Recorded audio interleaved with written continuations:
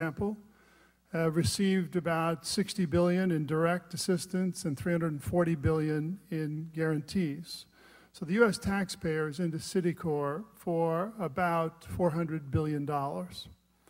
So I look at this and I say, if we look out to June, July, and the PPI program is not succeeding, the assets aren't being bought at levels that they should be bought from the books of banks, that there is an alternative, because in the interim, between now and then, there will have been a stress test. Few banks will be identified. Who knows, it might even be postponed. And also, Secretary Geithner will have the authority to come in and deal effectively and forcefully with non-bank financial institutions. So when I look out to July, August, PPIP isn't working. The stress tests have been delayed. There was an argument about whether the government is right or the banks are right, but clearly there are a few that are in very serious problems. And you have the secretary with that new authority. You think back to Citicorp. We put $400 billion into it. I looked at the ticker today. The market cap of Citicorp is $17 billion. So the government could buy Citicorp for a fraction of what we've already obligated the taxpayer for. And in buying Citicorp, as an example, could be one or two others, the government would announce in 4 to 6 months we are going to sell these assets, the good assets, back to the public, who wouldn't pay for the largest depositor base in the world. And if you bought Citicorp for, let's say, $20 billion, what would it be worth if you sold the good bank back to the public? And I mean the public.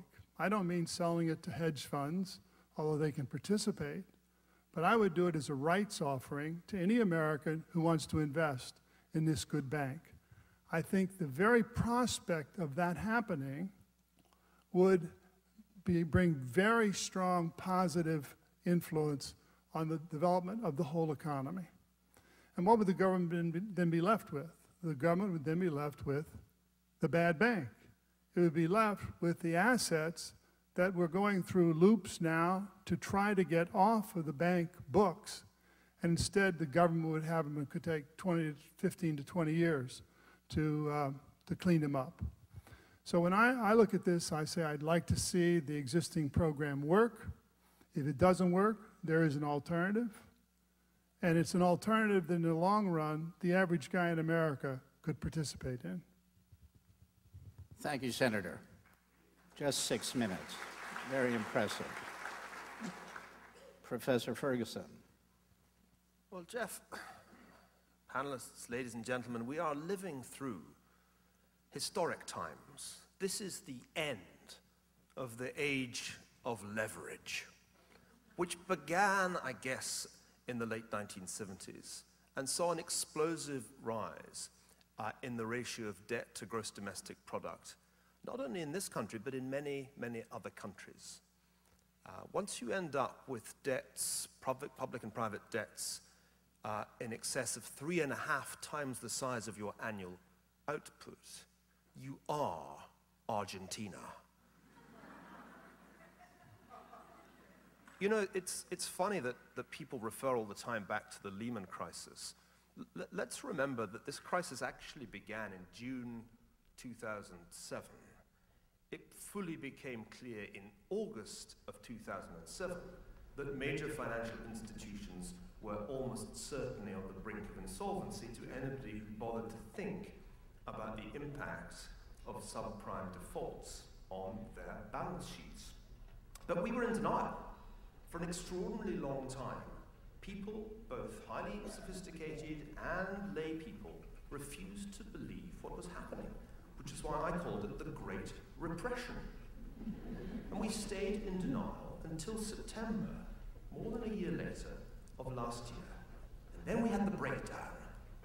You'll notice how psychological terms are very helpful when economics fails as a discipline, as it clearly has. So we retreat into the realm of psychology. After the repression, the breakdown, we came out of denial and we realized that probably more than one major bank was insolvent. September and October, the world went into shock. It was deeply traumatic. Now we're in the therapy phase. And what therapy are we using?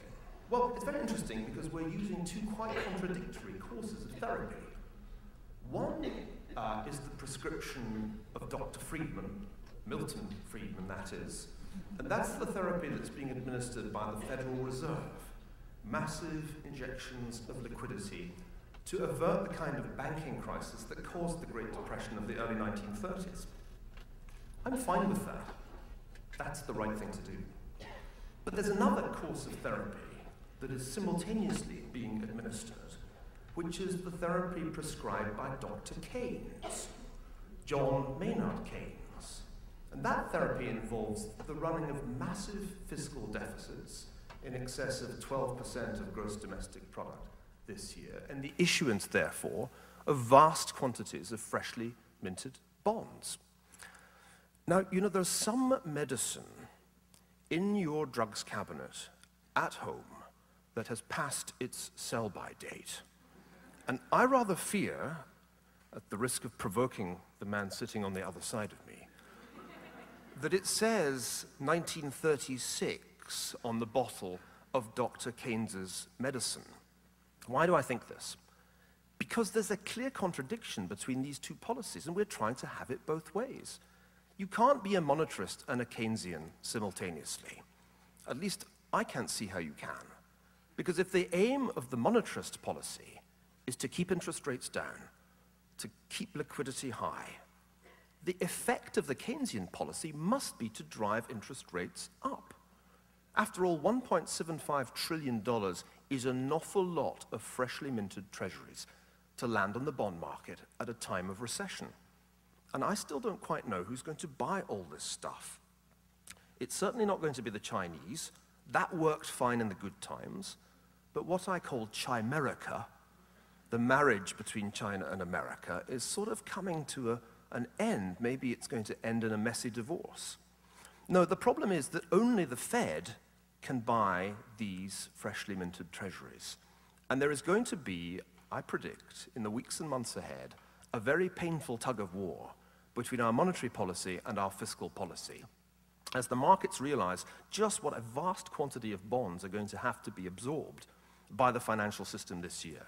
That will tend to drive the price of the bonds down, that will tend to drive up the interest rates, and that will have an effect also on mortgage rates, the precise opposite of what Ben Bernanke is trying to achieve at the Fed. One final thought, I don't want to make a speech, I'd rather engage in a conversation. One final thought, let's not think of this as a purely American phenomenon. Let's not be parochial if we possibly can be. This is a crisis of the global economy.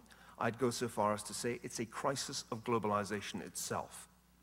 The US economy is not going to contract the most this year, even if the worst projections of the IMF turn out to be right. 2.6% contraction is far, far less than the shock already being inflicted on Japan, on South Korea, on Taiwan, to say nothing of the shock being inflicted on Europe. The German economy is contracting at somewhere close to 5 or 6%. So we are faced not just with a problem to be dealt with by American policy, we are faced with a crisis of global proportions, and it's far from clear to me that the prescriptions of Dr. Friedman and Dr. Keynes together can solve that massive global crisis. Thank you, Niall. So I think there will be some disagreement on this panel. Professor Krugman. Wow. Yeah, I think I should respond to that a bit.